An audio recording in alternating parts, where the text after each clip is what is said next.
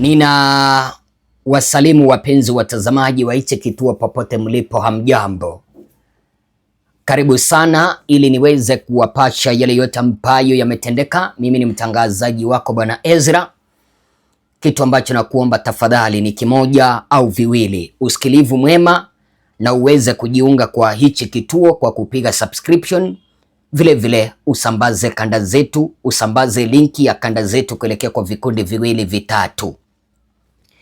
Tendo la rais wa Marekani Donald Trump kuagiza jeshi lake la Marekani kuvamia taifa la Venezuela na kumteka nyara rais wa Venezuela Bwana Maduro na kumbeba moja kwa moja kuelekea Marekani, mahala ambapo anaenda kufunguliwa mashtaka. Tendo lile limeweza kumshtua Samia Suluhu Hassan, limeweza kumshtua Samia, na kwenye kona zote za mitandao wa Tanzania wanamuomba rais wa Marekani Donald Trump kila ambacho aliweza kukifanya katika taifa la Venezuela aweze kukifanya katika taifa la Tanzania. Kumbuka kwamba jeshi la Marekani lilipenya kwenye mitambo mingi, mitambo mikubwa ya Venezuela, na mpaka wakaingiza ndege la kijeshi la Marekani katika taifa la Venezuela. Kitu ambacho kitakushangaza ni kwamba taifa la Venezuela, wanajeshi wake walikuwa wamewekeza kwenye mitambo ambayo itawaambia ndege ya nchi jirani au ndege ya nchi yoyote ikiingia taifani mwao, ile mitambo itawaambia. Ila sasa ndege ya Marekani ikaingia Venezuela bila ya jeshi la Venezuela kugundua, mpaka wakamteka nyara rais wa Venezuela, wakamchukua bila jeshi kujua.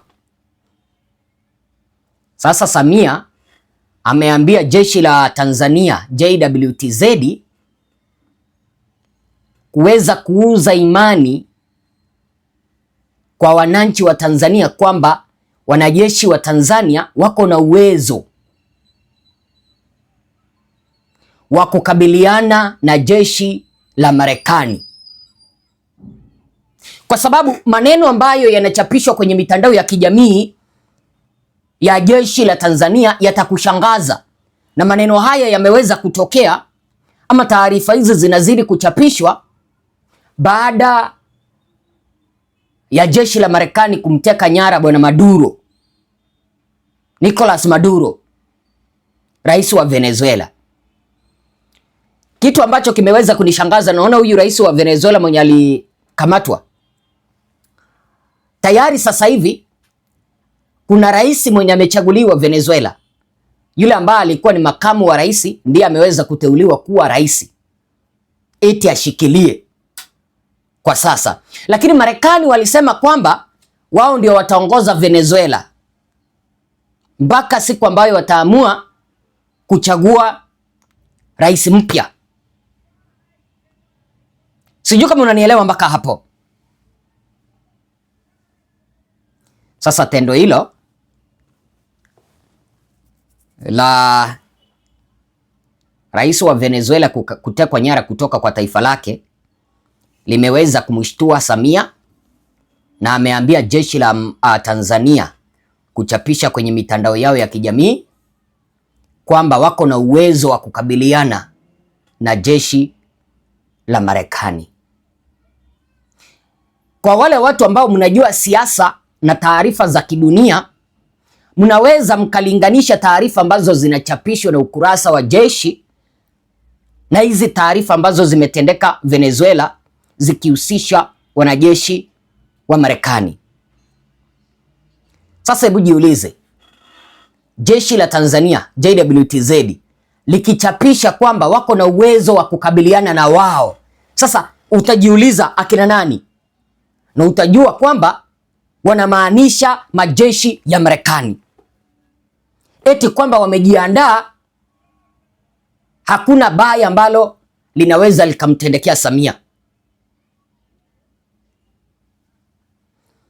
Hii leo ndio jeshi hili la Tanzania limeweza kuhakikishia Watanzania kwamba wanamfanyia Samia kazi na wala sio wananchi wa Tanzania. Naomba uweze kuangalia kwenye chapisho la kwanza ambalo walichapisha masaa 8 ambayo yamepita, na Watanzania wengi zaidi ya 1000 wameweza kuachia komenti zao. Likes ni 5000, komenti ni 1000. Na wakaandika hivi: jeshi la ulinzi la wananchi wa Tanzania JWTZ wakachapisha kwamba uwezo wa kumpiga tunao na nia ya kumpiga tunayo. Yaani wako na uwezo wa kumpiga na nia ya kumpiga wanayo. Nani? Nataka uende kwenye ukurasa wa Facebook wa jeshi la wananchi Tanzania. Utaona comment ambazo zimeshuka hapo. Wa kwanza akawaambia kwamba Trump hamumuwezi, pia mkiacha silaha kuhusu mikono wananchi hamuwawezi. Hili ni jeshi la Tanzania linaambiwa hivyo, kwamba mnasema eti kwamba mko na uwezo wa kumpiga Trump, mko na uwezo wa kumpiga jeshi la Marekani, mko na uwezo na mko na nia ya kumpiga jeshi la Marekani, lakini hamtamuweza Trump. Mwananchi ameweza kuambia kwamba hamtaweza Trump, na hata mkiweka hizo silaha chini, hizo bunduki, hizo magrenedi, hizo vitoza machozi au mabomu ya kutoa machozi, mkikuja kwenye sekta ya mkono hamtaweza mwananchi. Ni wananchi ndio wameandika hivyo. Mwingine akawaambia hivi, mwenye anaitwa Hawa Lusaka akamwambia hivi: mtawapiga waandamanaji kama mlivyozoea. Jeshi gani linaacha wananchi wake wanauawa na kutekwa ovyo?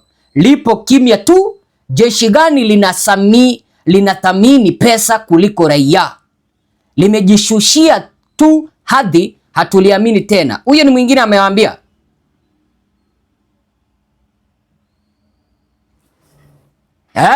Unajua mimi ni mwanahabari, naweza nikaripoti chochote. Salimu akawaambia labda kupiga, labda punyeto sio vita. Na Trump hapa kuna jeshi wa gambo. Amemwambia kwamba kuna punyeto ndio mnaweza mkapiga, lakini si eti mnaweza mkapiga wanajeshi wa Marekani.